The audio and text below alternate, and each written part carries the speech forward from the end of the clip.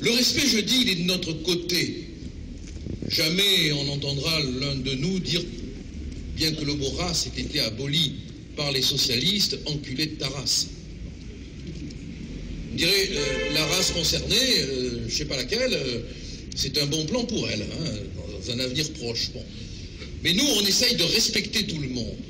Et on le fait vraiment d'une manière qui n'est pas discriminatoire, contrairement à ce qu'on raconte. Et je trouve extraordinaire que la candidate ici soit une maîtresse d'école. Parce que c'est la mère des petits princes. Elle reçoit tous les enfants, d'où qu'ils viennent. Mais elle essaye, après peut-être il lui échappe, mais elle essaye de leur apprendre les fondements qui font qu'on peut vivre dans la France, d'où qu'on vienne, quel que soit le rivage éloigné, en étant dans la France, parce qu'on accepte son histoire, parce qu'on accepte sa culture, parce qu'on accepte le respect de sa langue, parce qu'on accepte ses couleurs, parce qu'on respecte son drapeau, parce qu'on respecte ses institutions, parce qu'on respecte ses lois. C'est tout ce qu'on demande, nous. Vous êtes tous les bienvenus dans cette France qui vous tend les bras, à condition que vous acceptiez de ne pas lui faire les poches au moment où elle vous enserre dans ses bras. Voilà la réalité.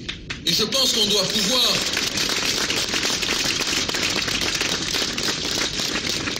Et je pense qu'on doit pouvoir démontrer dans chacune de nos villes que l'on va conquérir, que ce qu'on fera ici, on le fera à l'échelle de la nation.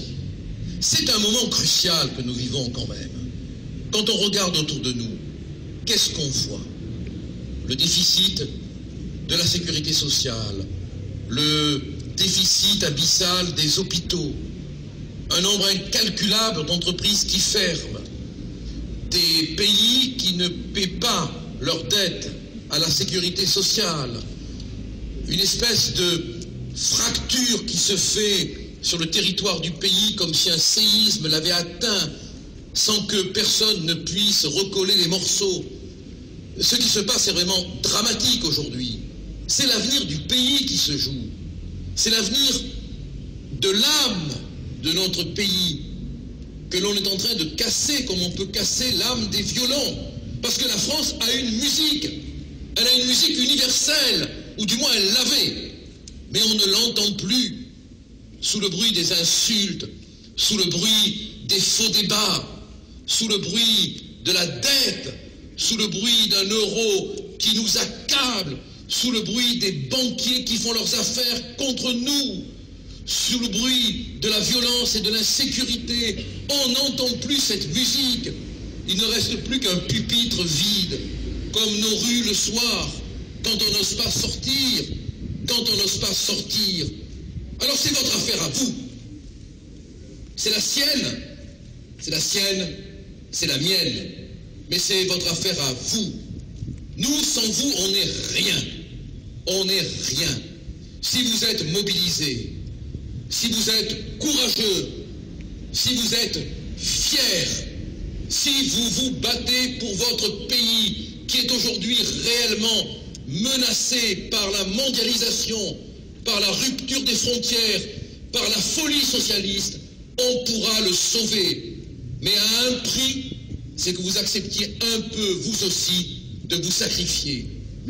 Alors regroupez-vous derrière elle, accompagnez-la, battez-vous avec elle, gagnez cette ville, c'est essentiel pour nous, c'est essentiel pour la France. Il faut que vous puissiez conquérir Tarascon pour terrasser la tarasque socialiste.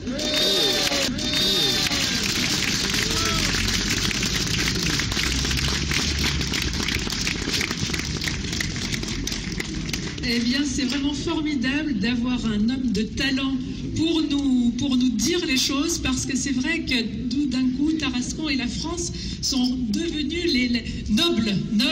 Et vraiment, merci Gilbert, parce que c'est des mots qui nous ont résonné déjà dans le cœur et partout. Et puis, puis qui vont nous rester gravés. Et je pense que tu as donné justement ce courage-là, un petit peu de ce courage-là à tout le monde, là. Tous ceux qui sont là, en tout cas à moi, c'est certain, à Julien, j'imagine aussi. Et c'est formidable et vraiment, nous te remercions beaucoup, beaucoup. Merci Gilbert.